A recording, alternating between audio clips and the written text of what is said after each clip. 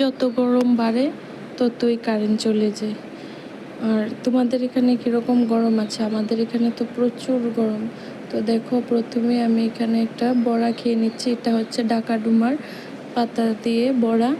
আর তারপরে এই ডাকাডুমার পাতাটার সঙ্গে আমি জালি ভাজি নিয়ে নিলাম, যেটা মেখে দুটা একসাথে মানে অসাধারণ লাগছিল খেতে।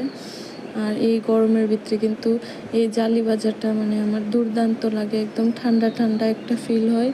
আর তারপরে এই দেখো, এই বছরের প্রথম লতি, আর এটা হচ্ছে কচুর লতি, আর যেটা খেতে খুবই স্বাদ। এটা আমি শুটকি মাছ দিয়ে রান্না করেছি, যেটা খুবই অসাধারণ হয়েছিল। দেখো, মেখে মুখে খেয়ে নিলাম। আর তারপরে দেখো মাছের লেজা। আমার কিন্তু মাছের মাথা বা লেজার পিসটাই বেশি ভালো লাগে খেতে। আর প্রথমেই একটু গ্রেভি দিয়ে মেখে খেয়ে নিলাম, কারণ গ্রেভিটা খুব খুব স্বাদ হয়েছিল। আর তারপরে দেখো, এখানে মাছ দিয়েও একটা গ্রাস নিয়ে নিলাম।